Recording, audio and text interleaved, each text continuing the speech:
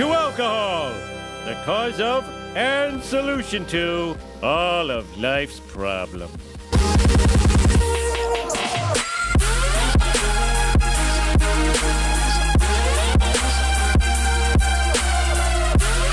Hey guys, what is going on? I hope everybody had a great weekend. I still am sort of in disbelief that I actually did a face reveal video, but I am relieved. I feel like a weight has been lifted off my shoulders, and most of you have voted that you wanted to keep the car videos and do other stuff, so here is a car video. We are back at it today talking about DUIs. Let me start the video with my usual disclaimer that I am not a lawyer, I'm not trying to give legal advice, and what I'm talking about refers to Georgia law. I have a lot to cover today, and now that the disclaimer stuff is over with, let's get into it. So the legal limit for your blood alcohol content level, or BAC level, in Georgia is 0.08, and it actually, I think it used to be 0.1, and they changed it several years ago. So let's start with the first thing. Can someone under 21 legally drive with alcohol in their system? Unfortunately, the answer is yes. If you are under 21, the legal limit for you is 0.02. For commercial drivers, it is 0.04. So let's get to the good stuff, the stuff I know you guys want to learn. The first question people ask me when it comes to DUIs is what kind of specialized training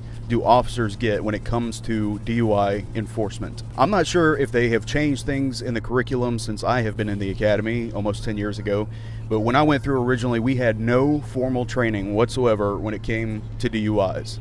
And once you were on FTO and you were riding the streets with your trainer, basically, if you stopped somebody and they smelled like alcohol and they were doing something stupid, they went to jail for DUI. That was it. But after being to so many schools and classes about it, there is so much to it. There's a whole science when it comes to intoxication and driving mixed together. So they created a course for officers that is available once they are done with their formal training in FTO and stuff. You can attend classes. I've explained all this to you guys before. You can attend advanced classes after that. And the class that they created was called SFST. And SFST stands for Standardized Field Sobriety Testing. In Georgia, the class can be taught anywhere. It can be taught at a police department, at a jail, wherever, as long as the instructor is certified to teach SFST. And basically, SFST teaches the officer the legal aspect of DUI, everything from like courtroom testimony to administering roadside tests and how to do it properly, how to write your reports, all the way down to the science behind what being intoxicated actually means. And thinking back on it, I think my first DUI report that I wrote when I was a new officer, I think my first DUI report was about a paragraph, maybe half a page. If I were to do a DUI related report now, it would be at least 2 or 3 pages long. The difference between a new officer and a veteran officer when it comes to DUI enforcement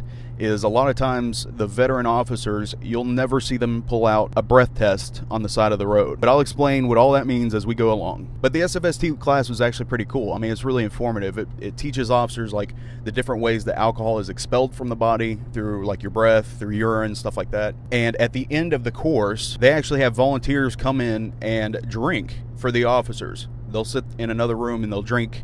They'll have 2 or 3 different volunteers and they'll have them drink different amounts.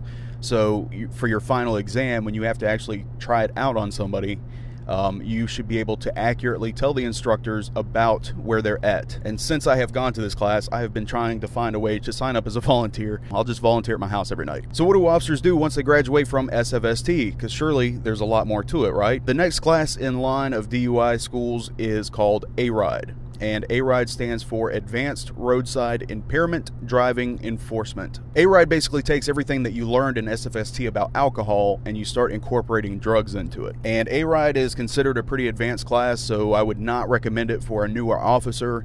I would recommend taking SFST and then putting it to use for a good, I would say, a year. At least a year. And make a few DUI arrests, do some testifying in court, get a good feel for what it's like to handle a DUI case, which is a ton of paperwork. But once you have a pretty good grasp on it, then you should attend ARIDE. The first thing they do when you get to ARIDE is they give you a piece of paper with a chart. It's like a huge table, and it's called the drug matrix, and they have different categories. I think there's 7 categories of drugs. And the way they break it down is that you can basically, by the end of ARIDE, you should be able to look at somebody and see what type of drug they might be on. ARIDE is helpful because let's say I stop somebody and I run some tests and I'm guessing that they're going to be over the limit, right? They told me they've been drinking, they smell like alcohol, but I put them on the box and they blow a .02. Obviously they're over the limit, but why are they blowing under? Well, maybe they took some prescription medicine. Xanax a lot of times will show signs of alcohol on the side of the road. ARIDE teaches you how to differentiate between the two and what you need to do next, basically. So you're not standing there scratching your head on the side of the road, confused, wondering if your machine is broken. Now let's talk about some of the testing that we use when it comes to DUIs. Let's say I stop somebody, they're obviously drunk, okay? So I get them out of the car. There's a few like precautionary steps that I take first before I start any testing. And the first thing I check for is equal pupil size. Let's say there's been an accident and one of the drivers involved that's at fault smells like alcohol. You get them out of the car. The first thing I check is for equal pupil size. And the reason why I say that is because if you have one pupil that's huge and like blown out and the other one is really constricted, that's a sign of head trauma, and you have to stop all your testing right then. The next thing I check for is equal tracking. So if I hold the stimulus, which I usually use a pen or a little flashlight, I need to make sure that their eyes are tracking it equally. The next thing I do is I ask them if they are on any prescription medication, if they wear contacts or have corrective lenses. Then we can begin our testing. And just to answer the question I'm sure somebody's going to ask in the comments section, no, wearing glasses should not affect your testing. So the first test that is given is called HGN, and it stands for horizontal gaze nystagmus. Nystagmus is a fancy word for the involuntary twitching of the eye. You see officers doing the pin test and they're looking for that twitching in the eye. That's called nystagmus. And some people actually have a medical condition that's called resting nystagmus, and when they're looking straight ahead, you'll see their eyes twitching. And don't try to fake this on the side of the road, guys. If you were trying to fake nystagmus, a cop can pick that up instantly, and he's probably just going to put you in handcuffs. You can tell who has a medical issue and somebody that's trying to fool you. But I actually use a little trick. And remember when I told you guys earlier that veteran officers a lot of times will not even use the Alka sensor on the side of the road? I have not used an Alka sensor on the side of the road for at least 8 years. The number one thing they will teach you in SFST is that the eyes do not lie. The eyes will tell you everything that you want to know. So there's actually a series of 6 different tests, but they're broken up by each eye. But there's actually 6 clues that you're looking for when you're giving the horizontal gaze nystagmus test. The first one is you're checking for smooth pursuit. It's called smooth pursuit. And basically what that means is that as you are moving that stimulus, are their eyes smoothly following it, or are they jerking trying to catch up to it? Here we see an alcohol-free subject being tested for horizontal gaze nystagmus, or HGN. The eyes are following the moving object smoothly.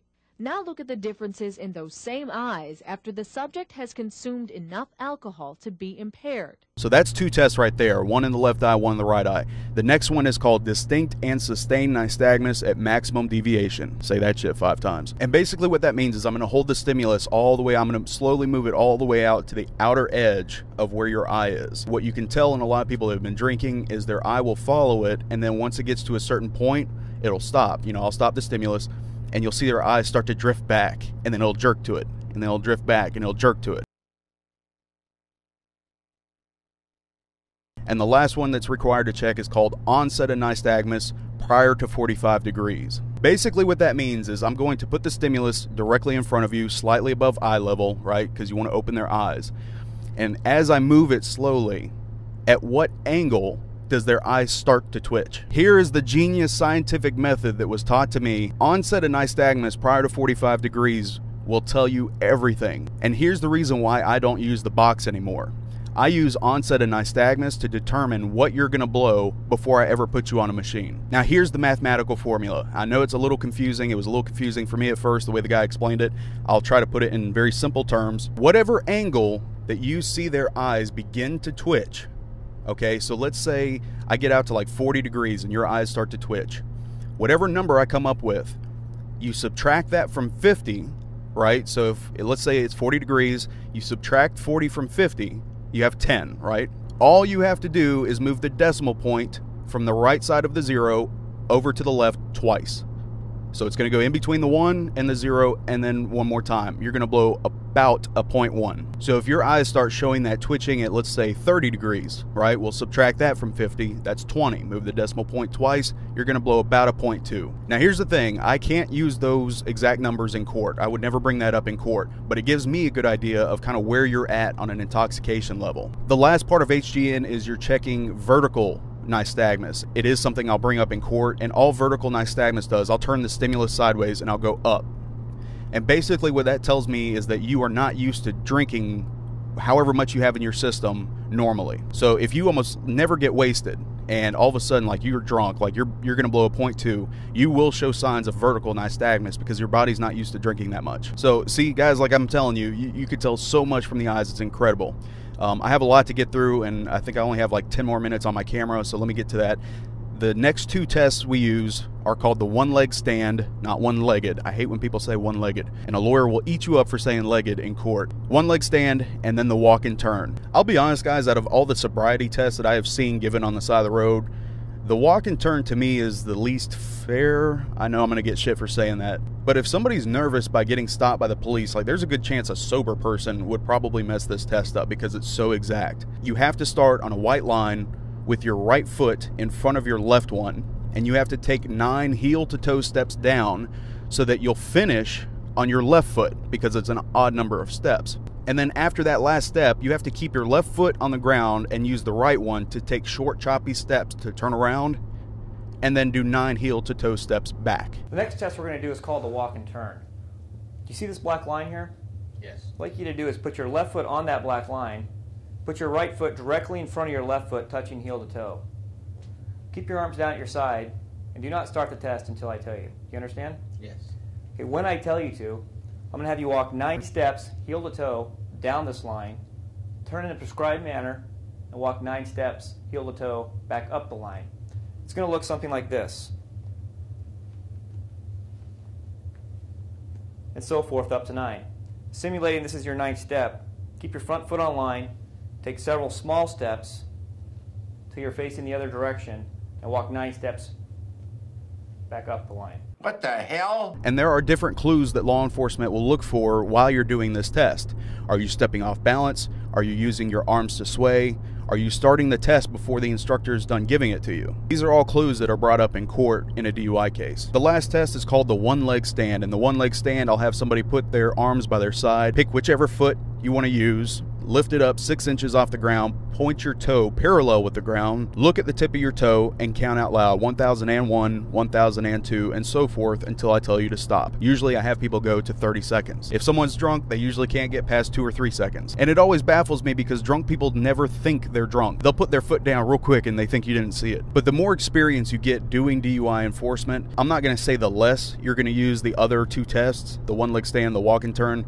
But there have been times where I'll get somebody out of their car and I'll do HGN on them and I'll just let them go right there because I already know they're not drunk. And there's also other times where people have been so drunk that just based off of HGN, I will not have them do the other 2 tests because there's a risk they might fall. So it's really just determined on your experience and the situation. There's no manual for this. So like I said, A-Ride basically combines drugs and alcohol together, and you should be able to look at this drug matrix and be able to figure out a general idea of what somebody might be on. The very last class that's DUI related for officers in Georgia is called DRE, and it stands for Drug Recognition Expert. Supposedly this is the hardest class for law enforcement in Georgia, and it actually used to take almost 6 months until you were able to graduate this class. Now it's 2 weeks, and it includes a final exam, like a practical, and they actually fly you out to Maricopa County in Arizona to do your practical exam. The very first day in class, you have to sit down and write out the entire drug matrix word for word. And if you misspell one thing on there, you fail the class, you go straight back home. And then I think it takes like a year before you can reapply. So yeah, this class is no joke. Out of like 200 people that take it, there might be like 18 that pass. This is a very hard course. But being a DRE is awesome because at that point, you can now testify in court as an expert. There was one time, there was a DRE working, I had a drunk, I stopped him, and I called the DRE over. So I give him the case, and about 5 minutes later, he comes over to me, and I'm like, so how drunk is he? He's like, well, he took probably a good shot or 2 a couple hours ago, but he definitely took a Xanax an hour ago. How do you know he took a Xanax? He started going into all the scientific shit. I was like, never mind, dude. But before you guys get all excited, most departments are not going to send you to DRE school unless, first of all, you've passed the first 2 prerequisites to DRE, which is SFST and A-Ride. Most departments are not going to spend the money on you to become a DRE without at least first being in the traffic division or some specialized traffic division like HEAT in Georgia. HEAT, basically, all they do is write tickets and do DUI enforcement. That is it. And it's actually funded through the state. respect. And even once you're in one of those specialized divisions, a lot of departments require you to be there for a certain amount of time. You might have to be in traffic division for 2 years before they even consider you for DRE school. So yeah, I got mad respect for DREs. I've been through SFST, I've been through A-Ride, but I have no interest in becoming DRE. And before I forget, guys, I'm actually going to put a link to a full A-Ride manual so you guys can study it. If you want to learn a little bit more about this stuff, it's going to be a little bit more advanced than SFST, but if you want to take a look at it, it's in PDF format. I'll put a link in the description below, and this is what is given to cops on the first day of A-Ride school. So I know you guys love this, especially those of you wanting to become cops. So this is my first time like actually giving you guys a manual of what we study, what we do, and if you guys know this and if you learn it, you'll pass A-Ride with no problem. So let's get into the next part of DUIs, and that is the breath test. So there are actually 2 different kinds of breath tests that can be administered. You have the one on the roadside, which is the small little box. That's called the Alka sensor. Okay, and then back at the station is a huge box, and that's called the Intoxilyzer. And it might be called something else, it depends on the department, I guess. But most departments in Georgia use a model called the Intoxilyzer, either 5000, which is the older model, or the 9000, which is a newer model. Here's another little secret that most people don't know. The numbers that the officer sees on the side of the road using the little Alka sensor, those numbers are not admissible in court. The only thing you can testify to is that the person tested positive for alcohol on the side of the road. That is it. The numbers are only there to give the officer a roundabout guess of how intoxicated you might be. But there are so many guidelines and there's so many hoops that departments have to jump through to make sure that their machines are calibrated. The machines at the station have to be calibrated on a regular basis. And another little secret, at least in Georgia, whenever an officer is giving you the Intoxilyzer test, which is the big machine, we actually have to run 2 separate tests. Usually you're going to get 2 separate numbers of what somebody's going to blow. By law, we have to give you the lower of the 2 numbers. So if you blow a .08 first and then you blow a .07, we have to give you the .07. All right, guys, I'm really running short on time. I'm going to hit these last couple of points really quickly. I'm sorry. I'm trying to wrap it all up. I know this is already going to be a really long video. Let's cover a couple of common myths. Can I go to jail for DUI if I refuse all testing from the officer? Let's say I stop somebody, I get them out, and I ask him to perform some tests for me, and he's like, nope, go fuck yourself. The answer is yes. In Georgia, it's called DUI less safe. Whether or not you decide to cooperate with an officer or not, I'm not going to tell you either way. Again, I'm not trying to give legal advice. I'm just trying to give you information, educational information.